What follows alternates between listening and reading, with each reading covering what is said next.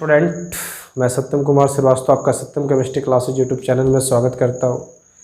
जैसा कि स्टूडेंट आप लोगों को हमने 12th क्लास के वीडियो लेक्चर में इसके लास्ट लेक्चर वीडियो में हमने बताया था last topic refining of metals, यानी कि जिसमें बताया था कैसे धातुओं को शुद्धिकरण करते हैं। तो बच्चों आप लोगों को ये पता है कि हमने सबसे पहले धातु कर्मीय उपचार बताया था, यानी कैसे धातु कर्म करते हैं। तो एस से धातु प्राप्त करने की प्रक्रिया को धातु कर्म कहते हैं, जिसमें हमने 4 प्रक्रियाएं पढ़ाएं बच्चों। उसमें सबसे पहली प्रक्रिया था अयस्क का सांद्रण, कंसंट्रेशन ऑफ द ओर।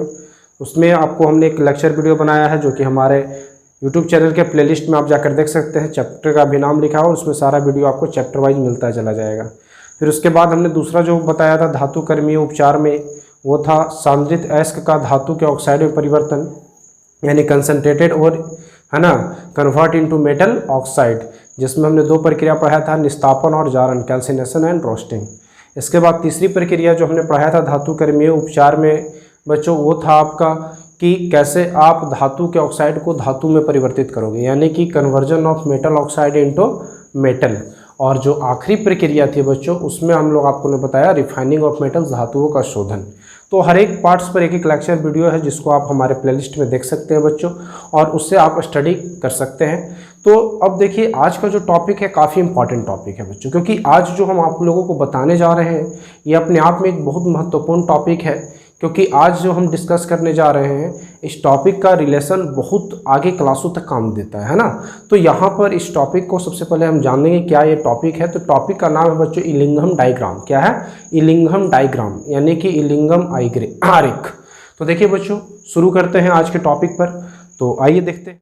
तो कहता है बच्चों क्या है इलिंघम डायग्राम, यानी कि इलिंघम आरेख। इलिंघम आरेख क्या है बच्चों?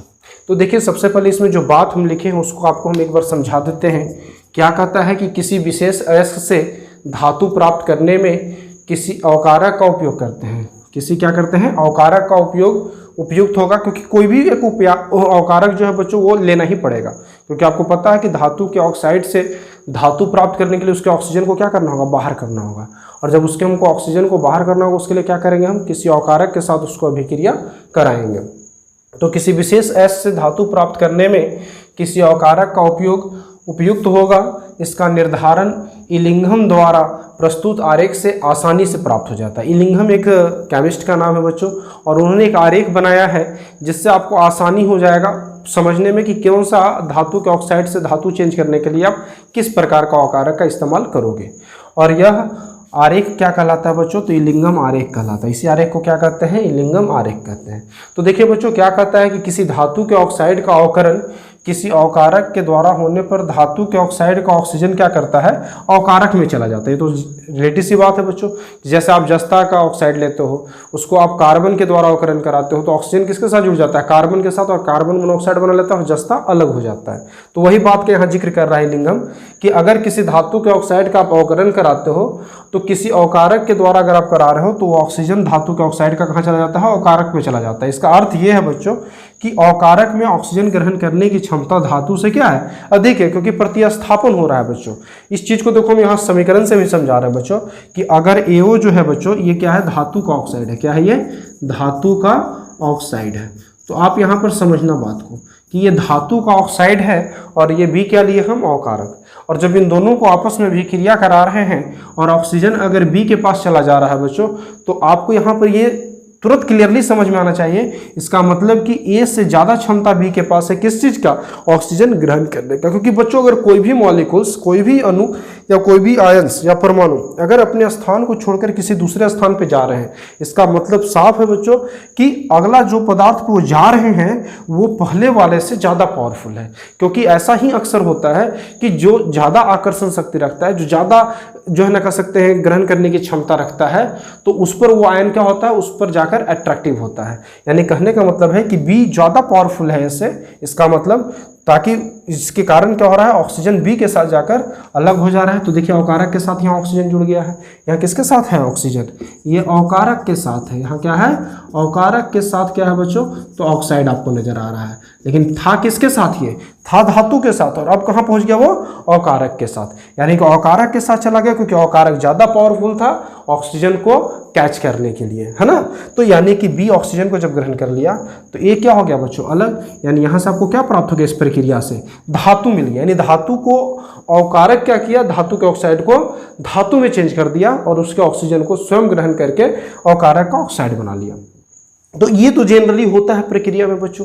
अब इसी प्रक्रिया में क्या होता है कि हम लोग जानेंगे कि रिएक्शन में कितना एनर्जी लग रहा है, कितनी ऊर्जा मुक्त हो रहा है और इसी कितना उष्मा जो है अभिक्रिया में दिया जा रहा है, क्योंकि अकारक की प्रक्रिया में आपको पता होगा कि जब हम किसी भी धातु के ऑक्साइड का अवकरण कराते हैं किसी अकारक के द्वारा तो धातु हमें पिघली अवस्था में मिलती है, यानी कि बच्चों टेम्परेचर जो होता है वो इस कह सकते हैं कि अवकरण की प्रक्रिया में यहाँ ताप का जो रोल है बच्चों वो बहुत ज़्यादा बढ़ जाता है, यानी कि टेम्परेचर बहुत ज़्यादा अभिक्रिया को क्या करता है इफेक्ट डालता है। तो इस केस में बच्चों यही चीज़ हो रहा है कि हमें अब आगे जाकर स्पष्ट करना है कि यहाँ पर ताप कैसे अभिक्रिया में हम कैलकुलेट करेंगे और ताप और जो अभिक्रिया में ऊर्जा जो है ना कह सकते हैं जो अभिक्रिया को होने में सक्रियण ऊर्जा लग रहा है, जो ऊर्जा मुक्त हो रहा है, उस ऊर्जा और ताप है ना इन दोनों पर डिस्कस करेंगे और इन दोनों पर ही आरेख बनाएंगे।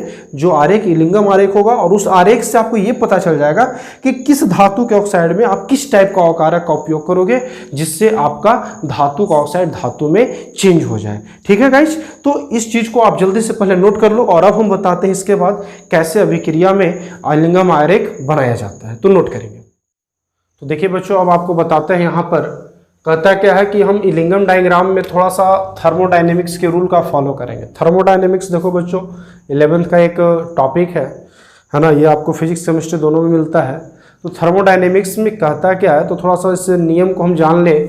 तो उष्मागतिकी के अनुसार क्या कह रहा है बच्चों कि अगर अकारक के ऑक्साइड में परिवर्तित होने पर जो मुक्त ऊर्जा होती है, क्योंकि देखो बच्चों कोई भी अभिक्रिया होता है तो उसमें पदार्थ बनते हैं, तो पदार्थ बनते हैं तो अभिक्रिया से ऊर्जा जो होता है मुक्त होता है। तो यही ऊर्जा जो मुक्त होता है इसी के बारे में यहाँ पर बताया जा रहा है कि जो ऊर्जा में परिवर्तन हो रहा है, मुक्त ऊर्जा में जो चेंजिंग आ रहा है, जो मुक्त ऊर्जा हो रहा है अभिक्रिया से, उसको डेल्टा जी जो दिखा रहे हैं हम लोग, ठीक है, डेल्टा जी से ही दिखाते हैं। अभिक्रिया की मुक्त ऊर्जा भी हम आपको बताए थे विद्युत रसायन में, फिजिकल केमिस्ट्री में भी, तो आपको बताया था कि डेल्टा जी क्या है, ये किसी भी अभिक्रिया की मुक्त ऊर्जा होती है। वहाँ हम सेल अभिक्रिया के लिए मुक्त ऊर्जा बताए थे, यहाँ रासायनिक अभिक्रिया के लिए। ठीक है, तो कहता है कि जब हम अकारक का ऑक्साइड परिवर्तित होता है तो उस समय जो मुक्त ऊर्जा में परिवर्तन होता है तो उसी ताप पर धातु के ऑक्साइड के गठन होने पर जो मुक्त ऊर्जा होता है इनकी तुलना में अधिक ऋणात्मक होता है। मतलब कि साफ है बच्चों, इस सेंटेंस थोड़ा सा डिफिकल्ट है, इसको इजीली समझ लीजिए कि जिस ताप पर धातु का ऑक्साइड बनता है, ठीक है, तो उस समय जो मुक्त ऊर्जा हुआ होगा अभिक्रिया की, ठीक है, और जब अकारक ऑक्साइड का निर्माण कर रहा है तब जो ऊर्जा में मुक्त जो है ना कह सकते हैं मुक्त ऊर्जा में जो परिवर्तन हुआ होगा, यानी दोनों सेम टेम्परेचर पे अभिक्रिया हो रहा है, तो दोनों की तुलना में अकारक वाला थोड़ा सा ज्यादा ऋणात्मक होता है। अकारक क्या होता है, ज्यादा ऋणात्मक होता है ना, कि परिवर्तन जो होता है जो है ज्यादा ऊर्जा में परिवर्तन किस में आ जाता है, तो अकारक में थोड़ा सा ज्यादा जो है कह सकते हैं वहां पर ऊर्जा में परिवर्तन देखा जाता है बच्चों। तो अब यहाँ पर हम थोड़ा सा एक चीज ये ध्यान देंगे, जैसे होता है कभी कभी बच्चों कि जब अभिक्रियाएं जनरली जो होती है उच्च तापों पर होती है तो उस समय होता है कि क्या होता है कि कभी कभी जो है ना कोई अभिक्रिया जो है अपने से स्वयं नहीं होता है तो हमको बाहर से उसको उष्मा देना पड़ता है ताकि अणु क्या करे, उस ऊर्जा को लेकर अभिक्रिया को आसानी से कर ले। तो वहाँ पर जो आप बाह्य ऊर्जा दे रहे हो तो वो ऊर्जा एक प्रकार का सक्रियण ऊर्जा होता है, जिसको हमने रासायनिक गतिकी भी बताया है कि अणु को सक्रिय होने के लिए जो है ना जितनी ऊर्जा की आवश्यकता होती है, क्योंकि जिस जो है एनर्जी पर अभिक्रिया हो रहा है उसको देहली ऊर्जा कहते हैं, और जो सामान्य ऊर्जा और देहली ऊर्जा के बीच का अंतर होता है सक्रियण ऊर्जा होता है। तो कभी कभी अणुओं के पास होती है कि इतना ऊर्जा ना होता है कि वो अभिक्रिया करके कोई पदार्थ बना सके, तो वहाँ पर हमें क्या होता है, तो बाहर से एनर्जी देना पड़ता है, उसको सक्रियण ऊर्जा कहते हैं। ठीक है, तो इसीलिए मुक्त ऊर्जा में परिवर्तन ज्यादा कहाँ हो रहा है, तो जब अकारक ऑक्साइड का निर्माण कर रहा है, क्योंकि अकारक अगर ऑक्साइड का निर्माण कर रहा है तो वो हाई एनर्जी लेवल पे हाई टेम्परेचर पे कर रहा है, क्योंकि वहां पर अकारक जो है वो किसी दूसरे पदार्थ से ऑक्सीजन को अपनी ओर ग्रहण कर रहा है। ठीक है, तो अब आइए थोड़ा सा ये ध्यान देना है कि मुक्त ऊर्जा में परिवर्तन जो होता है वो एक समीकरण के द्वारा होता है। वो क्या होता है, तो delta G is equal to delta H minus T delta S. अब इसमें समझेंगे इस समीकरण को, फर्स्ट हमने मान लिया इस समीकरण में क्या क्या बात है उस चीज को समझेंगे यहाँ पर। तो डेल्टा जी क्या कहता है बच्चों, तो ये मुक्त ऊर्जा में परिवर्तन है, टी क्या है, ताप है, डेल्टा एस क्या है, तो ये एंट्रोपी में परिवर्तन, इसको ऊर्जा में परिवर्तन या कहते हैं हम लोग एंट्रोपी में परिवर्तन भी कहते हैं। एंट्रोपी का मतलब ही बच्चों होता है क्या, तो एंट्रोपी का मतलब भी होता है ऊर्जा ही होता है। एंट्रोपी का मतलब भी क्या होता है, ऊर्जा ही होता है, ठीक है। और डेल्टा एच जो होता है वो क्या है बच्चों, तो अभिक्रिया की उष्मा। तो अभिक्रिया में जो उष्मा दिया जा रहा है वो उष्मा डेल्टा एच बताएगा, जो टेम्परेचर है वो टी बताएगा, जो ऊर्जा में परिवर्तन है डेल्टा एस बताएगा, और जो मुक्त ऊर्जा में परिवर्तन है वो डेल्टा जी बताएगा। तो देखो होता क्या है बच्चों कि जनरली अगर हम कहें तो डेल्टा जी जो है वो सब पर निर्भर कर रहा है। किस पे निर्भर कर रहा है, तो डेल्टा जी किस किस पे निर्भर कर रहा है, डेल्टा एच पे निर्भर कर रहा है, टी पे निर्भर कर रहा है, डेल्टा एस पे निर्भर कर रहा है, सब पे निर्भर कर रहा है। तो जब सब पे निर्भर कर रहा है बच्चों ये, तो अब यहाँ पर ये ध्यान देना कि यहाँ पर अगर हम लिखें कि यदि जो है क्या हो जाए कि ताप जो है अभिक्रिया का निम्न हो जाए, ताप क्या हो जाए, एकदम निम्न हो जाए, ताप निम्न हो। ताप निम्न हो यानी कहने का मतलब बच्चों कि यहाँ पर एक तरह से हम कह सकते हैं T टेंड्स टू जीरो, यानी टेम्परेचर लगभग शून्य होने चला जाए, यानी कि अचानक अभिक्रिया का ताप जीरो हो जाए लगभग। तब क्या होता है बच्चों, तो तब जो होता है माइनस जो देख रहे हैं यहाँ पर लिखा हुआ है माइनस टी डेल्टा एस, इसकी वैल्यू भी लगभग क्या हो जाएगी, शून्य हो जाएगी। क्योंकि जब टेम्परेचर ही जीरो करीब जाएगा तो यहाँ पर इसकी वैल्यू क्या हो जाएगी, जब यही मल्टीप्लाई है टी डेल्टा एस तो यही जीरो हो जाएगा, तो इसकी वैल्यू क्या हो जाएगी, डेल्टा टी डी एस की वैल्यू क्या हो जाएगी, है ना, माइनस टी डेल्टा एस की वैल्यू क्या हो जाएगी, जीरो हो जाएगी। तो यानी कि जब इसकी वैल्यू अगर जीरो हो जाएगी बच्चों, यहाँ पर अगर जीरो हो जाएगी तब आप समीकरण 1 से क्या लिख सकते हो, तो delta G minus equal to delta H minus zero, यानी देयरफॉर क्या लिख सकते हो, delta G equal to delta H, यानी अभिक्रिया की मुक्त ऊर्जा और जो अभिक्रिया की उष्मा है वो क्या है, लगभग क्या है बच्चों, दोनों आपस में क्या है, तो बराबर है। कब, जब टेम्परेचर अभिक्रिया का बहुत निम्न होगा, यानी कि टी टेंड्स टू क्या हो जाएगा, जीरो हो जाएगा। ठीक है बच्चों, तो अब थोड़ा ध्यान देना कि यहाँ पर जो कह सकते हैं कि हमने यहाँ पर डेल्टा जी को डेल्टा एच के इक्वल दिखाया है, लेकिन ये जो बताता है बच्चों, ये बताता है ऊष्माक्षेपी अभिक्रिया के लिए। क्या बताता है, ऊष्माक्षेपी अभिक्रिया के लिए। क्योंकि देखो बच्चों, जब भी निम्न ताप पर अगर अभिक्रिया हो रहा है तो निम्न ताप वाला अभिक्रिया, देखो दो चीज पॉइंट एकदम माइंड में सेट कर लेना।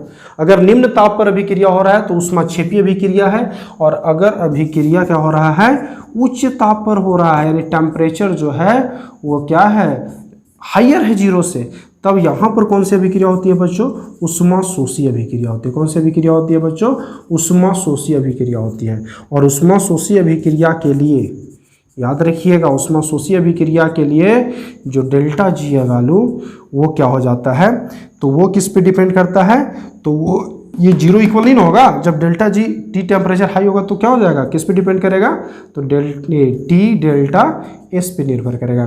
डेल्टा जी किस पे निर्भर करेगा, T minus T delta S पर निर्भर करेगा। किस पे निर्भर करेगा, माइनस टी डेल्टा एस पे, यानी यही यहाँ पर जीरो नहीं होगा। कब, जब अभिक्रिया उच्च ताप पर होगा, यानी अभिक्रिया ऊष्माशोषी होगा बच्चों। ठीक है, तो इस चीज को आप देख रहे हैं कि ये ऐसा नहीं होता है। ठीक है, अब यही चीज को अगर हम थोड़ा सा मानक ले लें, क्या ले लें, मानक। जैसे मानक कहते का मतलब कि बच्चों थोड़ा सा स्टैंडर्ड यूनिट में ले लें, स्टैंडर्ड यूनिट यानी मानक इकाई ले लें। तो मानक इकाई में थोड़ा सा इसको दिखाया कैसे जाता है बच्चों, तो इसको मानक इकाई में अगर हम यहाँ स्टैंडर्ड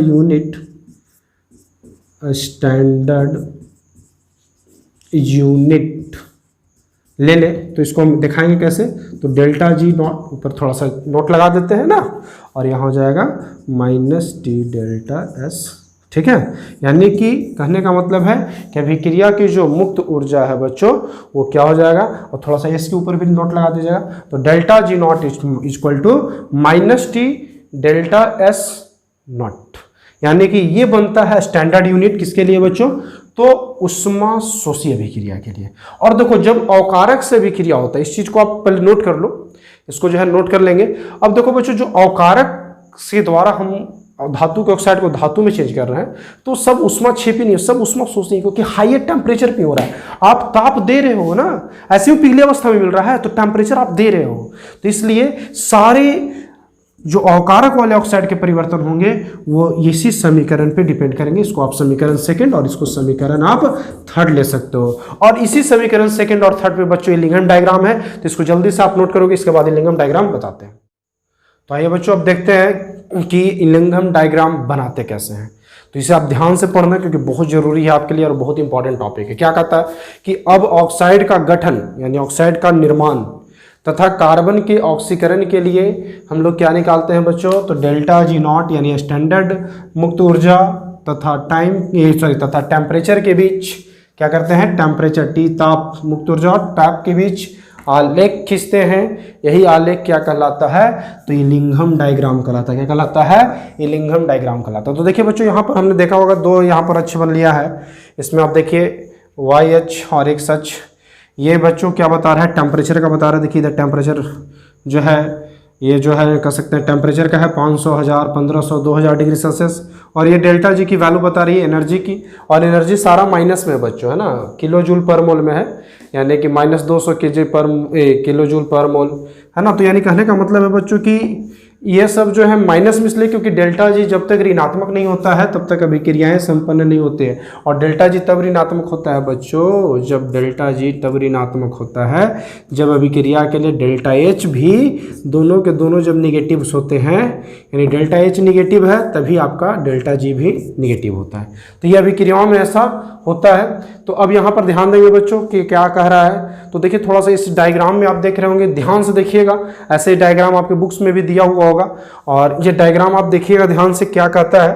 तो इसमें आप देखिए पहला जो हमने दिखाया है यानी -1000 और -1200 के बीच के केल्विन किलो जूल पर मोल वाले एनर्जी पर, तो देखिए आप यहाँ पर कैल्शियम ऑक्सीजन के साथ रिएक्ट करके कैल्शियम ऑक्साइड बना रहा है। इसकी मेल्टिंग पॉइंट इस यानी इसके बीच में है, 1000 के मतलब 1000 के अंदर है, लेकिन बॉइलिंग पॉइंट क्या बच्चों आगे है, 1000 से प्लस में है।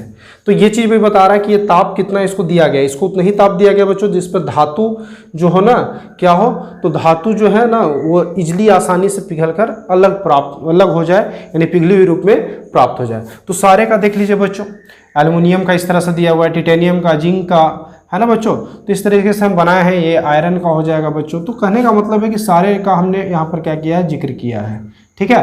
तो जब सारे का हमने जिक्र किया बच्चों, तो अब थोड़ा सा यहाँ पर इसका व्याख्या क्या होगा। जैसे तो कोई ग्राफ तो आपको दिख रहा है, लेकिन इस ग्राफ का मतलब क्या है, तो मेन एक्सप्लेनेशन है। एक्सप्लेनेशन पे क्या कहता है बच्चों कि देखो इसमें एक चीज देखो सबसे बड़ा क्या है कि इस लेखा चित्र में आप देखो सबका जनरली क्या है, एक सीधा ग्राफ जा रहा है, एक सीधा रेखा जा रहा है। तो परंतु अवस्था जब परिवर्तन होता है, जैसे होता है ना बच्चों, जैसे यहाँ तक देखो कार्बन डाइऑक्साइड में चेंज हुआ, लेकिन यहाँ से जब हम नीचे ढलान दिखा रहा है तो इसका मतलब कि अब यहाँ से गैस रूप में हो गया ना। अवस्था जब चेंज होगा तो आरेख भी क्या होता है, उसका ढलान बढ़ जाता है, उसका ढलान नीचे की ओर बढ़ने लगेगा। या अगर जो है ना, या ढलान जो है अगर गैस बन रहा है तो नीचे की ओर द्रव बन रहा है, ऊपर की ओर ढलान इसमें चेंज आते रहेगा बच्चों। तो ये चीज़ आपको ध्यान रहना है कि इस ग्राफ में जनरली सीधा रेख है, लेकिन अगर कहीं टर्न ले रहा है कोई तो समझ जाइए कि उसमें क्या हो रहा है, अवस्था परिवर्तन हो रहा है। अवस्था परिवर्तन का मतलब बच्चों कि जैसे ठोस है तो ठोस द्रव में चेंज हो जा रहा है, अगर द्रव है तो द्रव किस में चेंज हो रहा है, गैस में चेंज हो जा रहा है। तो इस तरह से चेंजिंग जब आता है तो ढलान यहाँ पर ग्राफ में बढ़ जाता है, ठीक है। दूसरा क्या कहता है बच्चों कि ताप में जब वृद्धि होगा तब क्या होता है कि एक ऐसी अवस्था आता है जब डेल्टा जी और जो टी के बीच में हम, ये क्या है, टी है, इसके बीच में जो हम आरेख दिखा रहे हैं बच्चों, तो इसमें क्या होता है कि डेल्टा जी 0 की इक्वल हो जाता है। किसकी इक्वल हो जाता है, 0 की इक्वल हो जाता है। जब ऐसी ताप ज़्यादा बढ़ाते चले जाते हैं तो डेल्टा जी की वैल्यू क्या हो जाती है, जब टेम्परेचर बहुत ज़्यादा हाई हो जाता है तब ऐसा होता है कि डेल्टा जी किसकी इक्वल हो जाता है, 0 की इक्वल हो जाता है। तो ऐसे केस में याद रखिएगा आपको कि इस ताप के नीचे डेल्टा जी क्या होता है, ऋणात्मक होता है। जब 0 पे हो जाएगा तो उसके बाद क्या जाएगा बच्चों, माइनस में जाएगा, और तभी अभिक्रिया होता है। यानी डेल्टा जी जब ऋणात्मक जाता है तभी वह अभिक्रिया की मुक्त ऊर्जा ऋणात्मक रूप से दिखाता है। और तीसरा जो है सबसे इंपॉर्टेंट पॉइंट है जो इस आलेख को स्पष्ट कर रहा है बच्चों, क्या कर रहा है, कैल्शियम, मैग्नीशियम, एल्युमिनियम और सिलिकॉन तथा उच्च ताप पर कार्बन से कार्बन मोनोऑक्साइड, ठीक है, या कार्बन डाइऑक्साइड कि आलेख क्या है, निचले स्तर में, निचले स्तर में यानी कि इसमें है, देखिए कार्बन से लेकर जो निचले स्तर में आप देख रहे हैं बच्चों, ये सब जो तत्व देख रहे हैं जो धातु के ऑक्साइड में चेंज हो रहे हैं, ये सबसे अधिक अस्थायी होते हैं। यानी ये एल्युमिनियम है, कैल्शियम है, टिटेनियम है, जिंक है, आयरन है, कार्बन है, ये सब अधिक अस्थायी में आते हैं। क्यों बच्चों, तो ये सब इसलिए अधिक अस्थायी में आते हैं क्योंकि ये देखिए सबसे निचले स्तर में, यहाँ पर डेल्टा जी का वैल्यू जो है ऋणात्मक रूप से बहुत ज़्यादा हाई है, ठीक है। और इस ताप पर ऑक्साइड जो है वो क्या होते हैं, इनके तत्वों का बहुत ज़्यादा अस्थायी होते हैं। और जब बहुत अच्छा अस्थायी होते हैं तो हम कह सकते हैं कि ये तत्व एक प्रकार का क्या है, अच्छा अकारक है, क्योंकि अकारक वही स्ट्रांग और अच्छा है बच्चों, जो ऑक्सीजन को खींचे, जो ऑक्सीजन को अपनी ओर ग्रहण करा सके, अच्छा कारक है।